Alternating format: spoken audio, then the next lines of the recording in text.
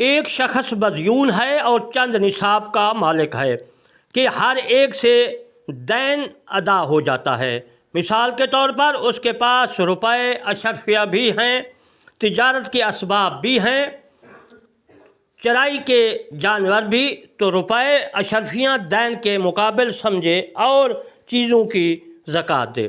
اور اگر روپے اشرفیہ نہ ہوں اور چرائی کے جانور کی چند نصابیں ہوں، مثال کے طور پر 40 بکریاں ہیں اور 30 گائیں ہیں اور 5 اونٹ، تو اس کی زکوٰۃ میں اسے آسانی ہو، اس کی زکوٰۃ دے ادا کرے اور دوسرے کو دین میں سمجھے، تو اس صورت مذکورہ میں اگر بکریاں یا اونٹوں کی زکوٰۃ دے گا تو ایک بکری دینی ہوگی، اور گائے کی زکوٰۃ میں سال بھر کا بچھڑا، اور ظاہر ہے کہ ایک بکری دینا جو ہے بچھڑا دینے سے آسان ہے، لہذا بکری دے سکتا ہے، اور اگر برابر ہوں تو اختیار ہے، مثال کے طور پر 5 اونٹ ہیں، 40 بکریاں اور دونوں کی زکوٰۃ ایک بکری ہے، اسے اختیار ہے جسے چاہے دین کے لیے سمجھے اور جس کی چاہے زکوٰۃ دے۔ اور یہ سب جو تفصیل اس وقت ہے کہ بادشاہ کی طرف سے کوئی جو ہے زکوٰۃ وصول کرنے والا آئے، ورنہ اگر بطور خود دینا چاہتا ہے تو ہر صورت میں اختیار ہے۔ یہ کتاب در مختار اور فتاوی شامی بہار شریعت سے مسئلہ میں نے آپ کی خدمت میں پیش کیا ہے۔ اس پر 1000 روپے قرض ہیں اور اس کے پاس 1000 روپے ہیں اور ایک مکان اور خدمت کے لیے غلام، تو زکوٰۃ واجب نہیں ہے، اگرچہ مکان غلام 10,000 روپے کی قیمت کا ہوں کہ یہ چیزیں حاجت اصلیہ سے ہیں، اور جب روپے موجود ہوں تو قرض کے لیے روپے قرار دیے جائیں گے، نہ کہ مکان یا غلام۔ یہ مسئلہ فتاوی عالمگیری میں بھی ہے اور یہ مسئلہ بہار شریعت میں بھی لکھا ہوا ہے۔ نصاب حاجت اصلیہ سے فارغ ہو۔ حاجت اصلیہ کے متعلق میں عرض کر دیتا ہوں کہ حالت اصلیہ کیا ہے، یعنی جس کی طرف زندگی بسر کرنے میں آدمی کو ضرورت ہے اس میں زکوٰۃ واجب نہیں ہے، جیسے رہنے کا مکان، جاڑے گرمیوں میں پہننے کے کپڑے، خانہ داری کے سامان، سواری کے جانور، خدمت کے لیے لونڈی، غلام، آلات، حرب، پیشہ داروں کے جو ہے اوزار، اور اہل علم کے لیے حاجت کی کتابیں، کھانے کے لیے غلہ، اور یہ مسئلہ ہدایہ میں بھی موجود ہے اور فتاوی عالمگیری میں بھی یہ مسئلہ موجود ہے اور بہار شریعت میں بھی ہے۔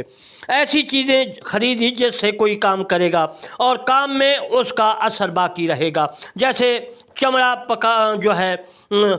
پکانے کے لیے مازو اور تیل وغیرہ، اگر اس پر سال گزر گیا تو زکوٰۃ واجب ہے۔ یوں ہی رنگریز نے اجرت پر کپڑا رنگنے کے لیے قسم زعفران خرید لیا تو اگر بقدر نصاب ہے اور سال گزر گیا تو زکوٰۃ واجب ہے۔ پوریا وغیرہ رنگ کا بھی یہی حکم ہے، اور اگر وہ ایسی چیزیں ہیں جس کا اثر باقی نہ رہے گا جیسے صابن، تو اگرچہ بقدر نصاب ہو اور سال گزر جائے تو زکوٰۃ واجب نہیں ہے۔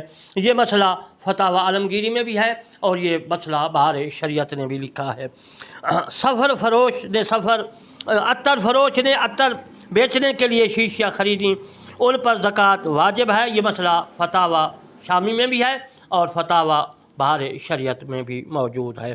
خرچ کے لیے روپے کے پیسے لیے تو یہ بھی حاجت اصلیہ میں ہے۔ حاجت اصلیہ میں خرچ کرنے کے روپے رکھے ہیں تو سال میں جو کچھ خرچ کیا اور جو باقی رہے اگر بقدر نصاب ہے تو ان کی زکوٰۃ واجب ہے، اگرچہ اس نیت سے رکھے کہ آئندہ جو ہے حاجت اصلیہ میں ہے، صرف ان اہل علم کے لیے کتابیں حاجت اصلیہ سے ہیں، اور غیر اہل کے پاس ہوں تو جب بھی کتابوں کی زکوٰۃ واجب نہیں، جب کہ تجارت کے لیے نہ ہوں۔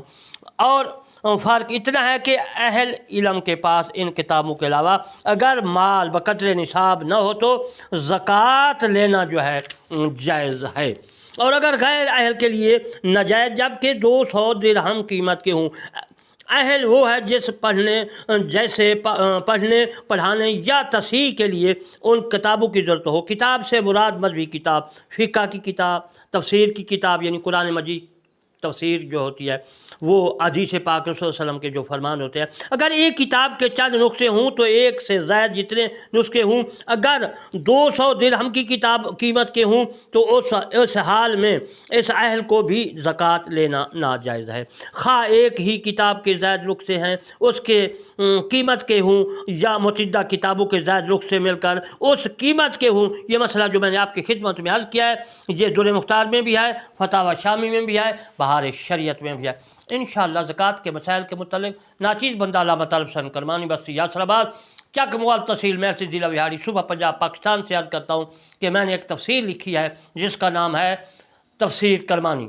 यूट्यूब पर है, आप उसको रिसर्च करें, पढ़ें। और मेरे 2 चैनल हैं, करमानी टीवी 3 और करमानी टीवी, आप उनको सब्सक्राइब लाइक कमेंट करें और मेरे मसाइल देखें। इंशाअल्लाह ईमान ताज़ा हो जाएगा।